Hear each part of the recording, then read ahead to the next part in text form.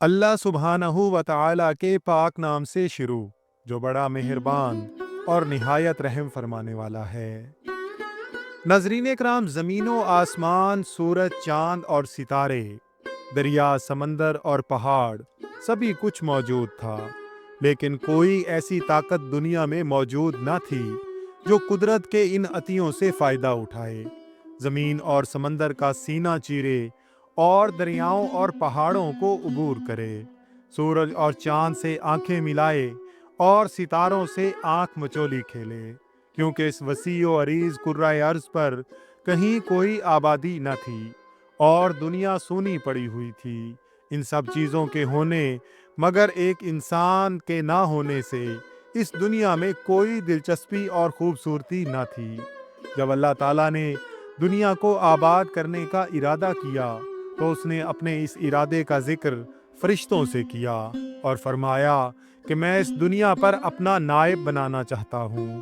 اس پر فرشتوں کو بہت تعجب ہوا اور انہوں نے عرض کی کہ اے اللہ، ہم تیری عبادت کرتے ہیں اور تیری حمد کے گیت گاتے ہیں، تو ایسے انسان کو پیدا کرنا چاہتا ہے جو دنیا میں فتنہ و فساد اور خون ریزی پھیلائے گا۔ اللہ تعالیٰ نے فرمایا جو میں جانتا ہوں وہ تم نہیں جانتے۔ فرشتوں نے اعتراف عجز کیا اور خاموش ہو گئے۔ اللہ تعالیٰ نے مٹی سے آدم کے وجود کو بنایا اور اس میں روح داخل کر کے اس کو گوشت پوست کا ایک چلتا پھرتا انسان بنا دیا۔ اب خداوند کریم نے آدم علیہ السلام کو سب سے پہلے علم سکھایا اور کچھ چیزوں کے نام اور خاص بتا دیے، پھر فرشتوں سے ان چیزوں کے نام دریافت کیے۔ انہوں نے عرض کی کہ ہم اس سے زیادہ کچھ نہیں جانتے جتنا علم تو نے ہم کو دے رکھا ہے۔ آدم سے پوچھنے پر انہوں نے نہایت صحیح جواب دیے۔ اس پر اللہ تعالیٰ نے فرشتوں کو مخاطب کرتے ہوئے فرمایا کہ میں نہ کہتا تھا کہ جو کچھ میں جانتا ہوں تم نہیں جانتے، اور میں تمہارے پوشیدہ تمام بھیدوں سے واقف ہوں۔ اب اللہ تعالیٰ نے فرشتوں کو حکم دیا کہ اس بندہ خاکی کے آگے جھک جاؤ، اور سب فرشتے فرمان خداوندی کے مطابق آدم علیہ السلام کے آگے جھک گئے، مگر ابلیس نے، جو دنیا میں شیطان کے نام سے مشہور ہے، سجدہ کرنے سے انکار کر دیا اور تکبر و غرور میں آ کر کہا کہ ناری ہو کر میں ایک خاکی کے سامنے کیسے جھک سکتا ہوں۔ اس پر خداوند تعالیٰ نے شیطان کو مردود قرار دے کر اپنے دربار سے نکال دیا۔ شیطان نے خدا سے مہلت طلب کی کہ جس کے لیے تو نے میری تمام عمر کی عبادت کو برباد کر دیا ہے، میں اس کو اور اس کی اولاد کو ہر طریقے سے راہ ہدایت سے بھٹکاؤں گا اور بہکاؤں گا۔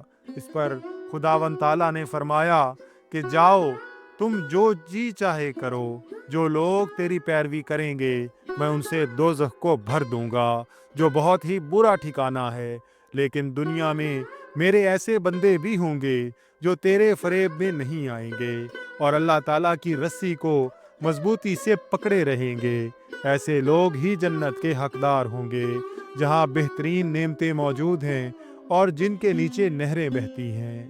آدم علیہ السلام کی دل بستگی اور تنہائی کو دور کرنے کے لیے حضرت حوا کو بھی پیدا کیا اور ان دونوں میاں بیوی کو حکم دیا کہ جنت میں جا کر رہو اور جو تمہارا جی چاہے کھاؤ پیو، لیکن ایک بات کا خاص خیال رکھنا کہ اس فلاں درخت کے پاس نہ جانا، ورنہ تم ظالموں میں گنے جاؤ گے۔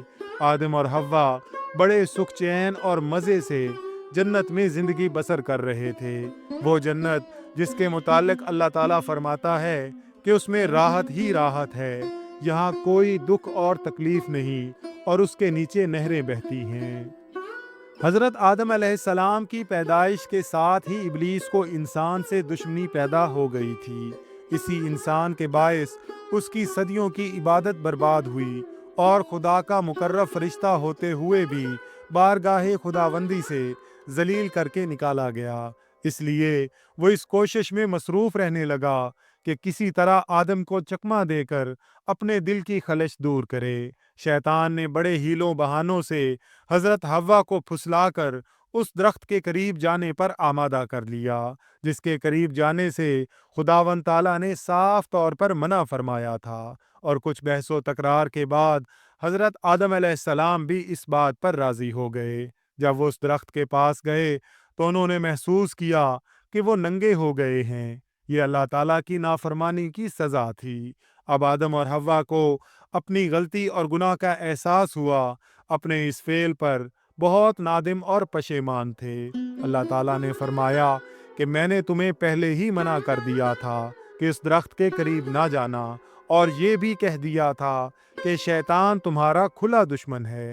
اس پر آدم و حوا نے بارگاہ خداوندی میں گڑ گڑا کے کہا کہ اے اللہ، ہم نے اپنی جانوں پر ظلم کیا ہے۔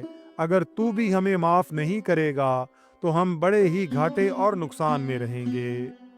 اللہ تعالیٰ نے فرمایا اب تم جنت سے نکل جاؤ اور زمین پر جا کر رہو۔ تمہیں ایک مقررہ مدت تک کے لیے بھیجا جاتا ہے، اس کے بعد پھر لوٹائے جاؤ گے اور تم اور شیطان ایک دوسرے کے دشمن رہو گے۔ اب اللہ تعالیٰ نے آدم و حوا کو دنیا پر اتار دیا، لیکن وہ ایک دوسرے سے بہت دور تھے۔ مدتوں وہ اکیلے دنیا میں حیران و پریشان بھٹکتے پھرے۔ آخر آدم علیہ السلام نے بارگاہ خداوندی میں بڑی ہی عاجزی سے اپنے گناہوں کی معافی مانگی۔ اللہ تعالیٰ کی رحمت بھی اپنے جوش میں آئی اور حضرت آدم علیہ السلام کی توبہ کو قبول کر لیا۔ اب آدم علیہ السلام کو حکم ہوا کہ وہ اس دنیا پر خدا کا ایک گھر بنائیں۔ چنانچہ آدم علیہ السلام نے خدا کے حکم کے مطابق خانہ کعبہ کی بنیاد رکھی۔ یہ وہی خانہ کعبہ ہے جہاں ہر سال لاکھوں مسلمان حج کے لیے جاتے ہیں۔ جب خانہ کعبہ تعمیر ہو چکا تو حضرت آدم علیہ السلام حج کے لیے عرفات میں گئے۔ وہیں انہیں حضرت حوا بھی مل گئیں۔ مدتوں کے بچھڑے ہوں نے اللہ تعالیٰ کا شکر ادا کیا، رات مزدلفہ میں بسر کی، پھر مینا آئے اور وہاں سے واپس آ کر طواف کعبہ کیا۔ یہ تھا پہلا حج جو آدم اور حوا نے خدا کے حکم سے کیا۔ آدم اور حوا پہلا انسانی جوڑا تھا جو دنیا میں وارد ہوا اور دنیا کی آبادی کا باعث بنا۔ ان کی اولاد پھلی پھولی۔ چونکہ حضرت آدم علیہ السلام پہلے انسان تھے، اس لیے انہیں ابو البشر بھی کہا جاتا ہے، یعنی انسانوں کے باپ۔ حضرت آدم علیہ السلام کی اولاد آج دنیا کے چپے چپے پر موجود ہے۔ آدم کی اس اولاد نے اپنی ہمت مردانہ اور شوق کی بلندی سے دنیا میں آ کر قدرت کے وسائل کو تسخیر کیا، بڑے بڑے سمندروں کو کھنگالا، آسمانوں سے باتیں کرتی ہوئی برف پوش چوٹیوں کو سر کیا، ہوا کی بلندیوں میں پرواز، برفانی تودوں سے گزر کر قطبین پر جھنڈے گاڑے۔ یہی نہیں بلکہ اپنی خداداد ذہانت اور قابلیت سے جہاں دنیا کی تباہی و بربادی کے سامان مہیا کیے، وہاں دنیا والوں کے لیے راحت و آسائش کے لیے بھی بے شمار چیزیں ایجاد کیں۔ اللہ تعالیٰ نے ہمیشہ کوشش کی کہ وہ انسان کو، جسے اس نے اپنا نائب بنا کر دنیا میں بھیجا ہے، شیطانی چنگل سے بچائے۔ اس کے لیے اس نے دنیا میں اپنے نبی اور رسول بھیجے تاکہ وہ لوگوں کو نیکی، پرہیزگاری اور سچائی کی تلقین کریں، اور ان لوگوں کو جنت کی بشارت دی ہے جو سیدھے راستے پر گامزن رہیں گے۔ ایسی جنت جس میں کوئی دکھ اور تکلیف نہیں، جس میں نہریں بہتی ہیں۔ ایسے لوگ ہی دنیا میں اشرف المخلوقات اور خدا کے صحیح نائب کہلاتے ہیں۔ لیکن دنیا میں ایسے لوگوں کی بھی کمی نہیں جو شیطان کے پھندوں میں آ کر دنیا میں فتنہ و فساد برپا کرتے اور امن و امان تہے بالا کرتے ہیں۔ شیطان کے ایسے ہی پیروکاروں کے لیے خدا نے کہا ہے کہ میں ان سے دوزخ کو بھر دوں گا۔ اللہ تعالیٰ نے حضرت آدم علیہ السلام سے فرمایا تھا کہ شیطان اور تم ایک دوسرے کے دشمن رہو گے۔ چنانچہ سب سے پہلے حضرت آدم علیہ السلام کے دو بیٹوں نے شیطان کے بہکاوے میں آ کر ایک دوسرے سے دشمنی کی اور ایک نے دوسرے کو قتل کر دیا۔